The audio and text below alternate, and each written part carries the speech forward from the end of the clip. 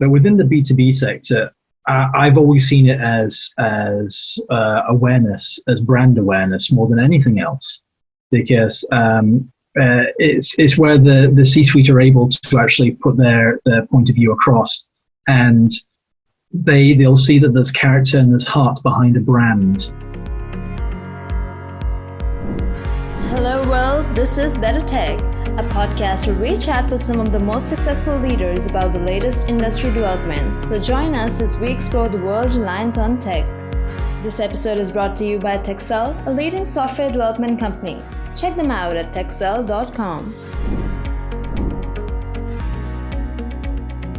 We have today with us David Wing, who is an expert on influencer marketing. Let's hear from him 5 tips on how C-suite executives from IT industry can leverage influencer marketing to promote their businesses better. Hi, David. How are you doing today? Hi. Yeah, I'm well. Thanks. Thanks for asking. Yeah, nice to be here. Absolutely. It's my pleasure to have you on the call. So, the topic for today's conversation is that, you have been involved with doing influencer marketing for large-scale enterprises and companies like Salesforce, Sage, Kingston, which happen to be more or less kind of one way or another aligned with being an IT company. So I wanted to kind of utilize this opportunity to get to know a bit more about how can C-suite executives from IT industry leverage influencer marketing to promote their businesses, especially on LinkedIn and other professional networks. So I think the first question that all of our audience would certainly want to know is that why businesses, and in particular tech businesses, need to be embracing influencer marketing? Yeah, influencer marketing, essentially it's word of mouth. And it just so happens that we're in a digital world where word of mouth is a few keystrokes away. Or you've got your in-house, you've got your on-tech audio and recording capabilities that you can just do it from home, like I'm doing right now. And what businesses need to be doing to actually further their awareness to the general public is to literally shout about themselves from the rooftops. And we obviously, as I say, digitally, we don't need to shout quite so loudly. We're able to just create the content in itself and just talk about the businesses. And the reason that we're looking at influencer marketing for businesses more than anything else is because it's a slightly different way of advertising your business, but with authenticity is the buzzword at the minute, and just being truthful basically to your audience and just saying we're a big business or we're a medium-sized business or we're a small business. It really makes no difference because influencers go from small to large. You can go from nano all the way up to the megas. Right. It's all dependent on budget, but ultimately it's talking about your business and it's saying why you think it's worthwhile, and that's what influencer marketing is. Absolutely. And I think that's a very important point that you mentioned about the micro influencers and nano influencers and all the way to the mega influencers. So right now what's happening with LinkedIn is something like what was happening with Facebook back in 2012 and 2014 when they were kind of really promoting the content pushed out onto Facebook by the micro influencers or kind of the people, the audience. And then after a while, once they built all that kind of traffic on the platform, then they kind of stopped promoting the organic traffic and they kind of started to promote the kind of paid content. So right now, LinkedIn is really, really up for kind of promoting the content that is coming from micro influencers. And by micro influencers, what they talk about is basically people with less than 10,000 followers in specific. So that's a general bracket.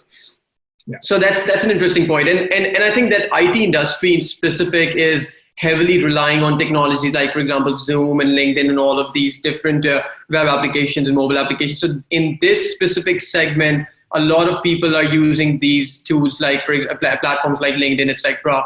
And I think LinkedIn has more than 250 million people right now as active users. That's a big audience of professional people in one place. So I think that absolutely makes sense. So moving on. Massive, yeah. Yeah. And how can, so I think one of the primary questions in the minds of the people who have been started on this is that how can the C-suite executives actually capitalize on their profiles? What's the starting point and what do they start off from? With businesses, I mean, we talk about LinkedIn and we talk about any kind of business format. So you'll have your website, you'll have your social media, and primarily for business to business. So for any kind of scale enterprise in itself, and you're talking about business, you're talking about Twitter and you're talking about LinkedIn.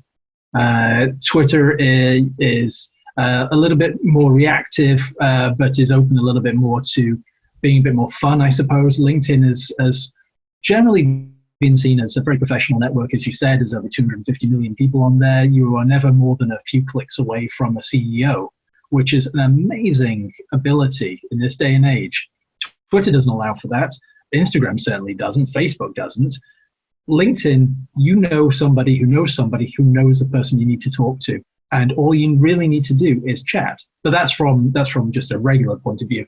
But for C-suite people, individuals, it's a case of optimizing their own social so that people see them as the power behind, or at least the knowledge behind the brand itself. So if you're a big business and you're not actively talking about who you are and what your ethos is, what your beliefs are, what your management style is, then you're missing a trick. And ultimately, you need to optimize your LinkedIn profile. That means making sure that you've got your banner headline. It says who you are, who you work for. So if it's Salesforce, it says Salesforce in the background. You've got your picture there. You need to have your buzzword underneath, or your buzz text, effectively, that says what you do, why you're in it. And you need to be sharing content that's relevant to not just the business, but your own personality as well. Because ultimately, if you're going to work for a business, you need to actually know that the people further up from yourself have the same mentality and the same hopes and dreams and aspirations that you do. And like any other job that you might be going for, you need to know that you want to be there and that you're going to have the opportunity to be there for a long time. And if the C-suite are talking, then they're passionate, and that's what you want. You want a passionate C-suite there talking about everything. Absolutely. And I think I was just studying one of the research that currently what people, before they buy from any company, what they do is they kind of look for social proof. And when by social proof, they all look on Facebook, on LinkedIn, on Twitter, and all of these platforms. What are the activities of those people to kind of authenticate that these guys are legitimate? So I think it adds to the authenticity of the company as well as your own authenticity when you kind of put up the details. For example, your nice looking professional picture, the description of what the company does, the logo is there, the description is there, the employees. And one of the very important thing is actually the employees part. So LinkedIn, what it did very recently is that it starting also showing off the actual employees that have associated themselves with a certain company. So previously it was just like, for example, there's like 5,000 people. If somebody says that, all right, my company is 5,000 people large, and then there's only 2 or 3 people actually working in that company. It doesn't actually work that anymore, because now it says that for example, 200 to 500 employees. And it also mentions underneath that actually, for example, 200 people actually on LinkedIn. So that basically really tells the authenticity of the company as well as your own brand. So that's a great point. And then what methods deliver the best results, and what results should a certain business or a C-level executive actually expect from such an activity of influencer marketing over LinkedIn, etc.? Within the B2B sector, I mean, it differs from B2C, and we'll come on to that a bit later on. But within the B2B sector, I've always seen it as awareness, as brand awareness more than anything else, because it's where the C-suite are able to actually put their point of view across, and they'll see that there's character and there's heart behind a brand. And that's what I see as being the best results that you can get. It's when people start to interact and engage with the content that's there, sharing it themselves.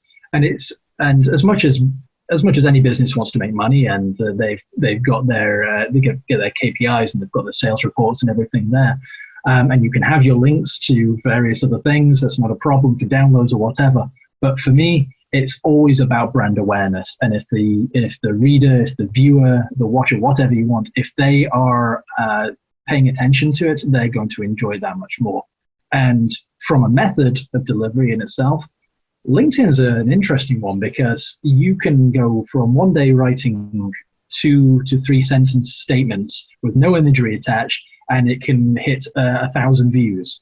Or you can put a video up there and it's got nothing. And it's not always down to the quality of the video that you're putting out. But you will see that video has become more and more prevalent on LinkedIn. Literally, I scroll down my feed now, and about I'm going to be generous and say about 70% of what I'm seeing is video content. And the good thing is that a lot of businesses have either in-house videographers or, quite frankly, even using your iPhone. And just doing that, you'll see it with a lot of influencers. You'll see it with a lot of other businesses walking around the streets, going down to the park, creating an atmosphere, something that actually brings the audience in. So it just needs to be engaging, but it's trial and error. It really is. It's just give it a whirl, see what works, and if it works, carry on. If it doesn't, then you shift. Nobody cares. They just want to see you putting out heartfelt content that actually is relevant. Absolutely. And I think one of the reasons you're seeing so much of video content is because LinkedIn recently actually launched that feature of LinkedIn Live, where actually you can just kind of record a video by just press the record button and you can just post out a video. It doesn't have to be production ready, edited or filmed or kind of, so they're gone are those days. Now it's all about kind of posting or kind of launching actual videos that have kind of, that can add value. And they're very naturally short. I mean, you can bust out your iPhone and just record that video, and that it can have 720 views and 35 comments within an hour and so on and so forth. So that's very engaging. And I think that's very important to actually create engagement. You can use hashtags and so on and so forth to kind of engage with different people, tag each other. And that's something that LinkedIn actually looks very closely. So the algorithm is monitoring how much engagement is generated in the first hour. And based on that engagement, it shows that video to more people if it's getting more traction. So that's a great point. And then, also, bearing in mind as well, the hashtags, but also the at mentions for your colleagues and friends and like-minded individuals as well. As long as you're connected to them, you can at them, in which case then it spirals. It goes to you, it goes to your friend, to your friend's friend, and it just builds up. Yeah. And I think one of the ways to actually do that is that to basically expand or kind of build your connections is to basically start adding more people into your relevant profiles into your connections, and more people come into your second and third degree connections. So the more connections you have, and I think LinkedIn puts up like a limit of 30,000 people that you can actually add on LinkedIn. So that's a big space. For example, 30,000 people. If you have 30,000 direct connections, then you have imagine the second degree connections if one of them has, let's say, more than 10,000, so on and so forth. So that network is immense. So that and it's quality as well. It's quality connections that we're talking about. It's not just running through a list of names and just hitting connect, because all you're going to get back is either people not connecting or saying, why are you trying to connect with me? I'm a builder and you work in, confectionery. This makes no difference. This makes no sense to me. And then after you've hit your 30,000 mark, then it stops being able to connect, and then suddenly I think it's the follower button thereafter. So so the difference is the quality. So we'll come to it. Certainly. And also, professionally as well as that age bracket, for example, you can exactly see that, all right, these are the C-level executives. That allows you to filter people as well. So you can kind of target a specific messaging, send it directly to the C-level executives if that is your target audience. If you're selling something, for example, to the director level or manager level, it really kind of allows you to very flexibly manage your audience in a very, very appropriate manner. So, all right. So, and what do you think is basically the difference when it comes to influencer marketing, where talking about B2B businesses versus B2C businesses? Yeah, having worked for a number of agencies that did both B2C and B2B, the difference is it's accessibility, I suppose, more than anything else. B2C is very much an open forum for individuals to find what they want. So if you're looking for travel influencers, travel bloggers, you can find them on LinkedIn or Facebook or Pinterest. If you're looking for people talking about food, or they're doing any kind of salesy aspect in itself, you can find it on the B2C side of things. It's there. And that's where the big money is made.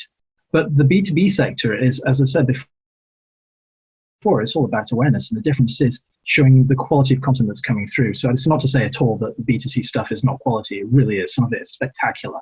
And you'll see that from all the awards that gets won from this. But the difference is that a lot of the time, the B2C individuals that you're speaking to, while they've built up their expertise over years, they are still expertise in a very niche area in itself. Whereas B2B tend to be that they're talking about content that they've maybe gone to university to study, or they've worked at it for decades. So one of the quick differences between B2C and B2B generally seems to be age. So if you're looking at B2C individuals, teenagers through to mid 30s, 40s. B2B generally tends to be individuals around my age, which is 40, who are talking about content and topics that they've known and they've researched and they've worked their career to amass the information for. So you're seeing expertise in a very different way, kind of a more traditional way, I suppose, with B2B. Absolutely. That I think that's a very differentiating factor. I mean, that basically you are able to see whether these belong to the B2B market or B2C, and kind of relevant in according to their profiles and everything. You can kind of position yourself in front of them and get your message across to them. What about the importance of in-house advocacy when it comes to influencer marketing? It's key. Influencer marketing, just to break it down more than anything else, influencer marketing is where a brand will find experts in their area to talk about their business. So that's. And while you're at it, also talk to us what exactly you mean by in-house advocacy, because that term might not be very familiar with a lot of audience on LinkedIn. Yeah, that's fine. So B2B advocacy is external, B2B influencer marketing is generally external experts, like we've talked about, that have real ability and real knowledge in an area. In-house advocacy or employee advocacy is where you speak to your own staff who are invested, who have their own social channels, and it doesn't have to be anything. They can have 100 followers, they can have 100,000 followers. In-house or in employee advocacy doesn't care. All it cares about is getting the voice across. So I'm asking yourself to talk about your business. You're doing it off your own back because you're invested in the business. You want it to succeed. You want to grow, and you want to do everything you can because you value the business and what they're talking about, and you think other people will appreciate it as well. And that's what you see with influencer marketing as a whole. People sharing content because they want other people to know that its value. And employees and in-house advocacy is all about value sharing. So it's more like teamwork, right? You have to make sure that it's not just one person who is appearing on all the social fronts. It has to be kind of a team effort where everyone is collectively targeting all different channels and mediums to kind of promote the business and the brand. Yeah, when it comes around to any kind of influencer program, you'll have a strategy organized and you'll align people's activities accordingly. So a brand will offer a certain amount of video content that they might want somebody to share, or some blog posts that they want them to talk about on social media. The trick is always making sure that you're as invested as your employees might be, that they are in line with your marketing structure and your strategy. And because you will find that they'll sometimes get really excited and start sharing content about your brand that are out and about, and they might do it within the confines that isn't brand aligned. So they might start talking about how great this software is while having a pint and their friends are shouting obscenities in the background. This is obviously not what you want. It's not great for you. You get into trouble. So it's just a bit of common sense, really. If you're going to big up and really embrace it, do it and think about the marketing structure first, and then you can go for it. Then your brand will be very happy. Absolutely. All right, fantastic. So I think this was a great conversation. Let's catch up again and kind of shoot out some more podcasts together and kind of make the new people in the IT industry more aware about the influencer marketing and how they can take this kind of journey ahead. I'd love to. Thank you so much for having me today. Have a great day.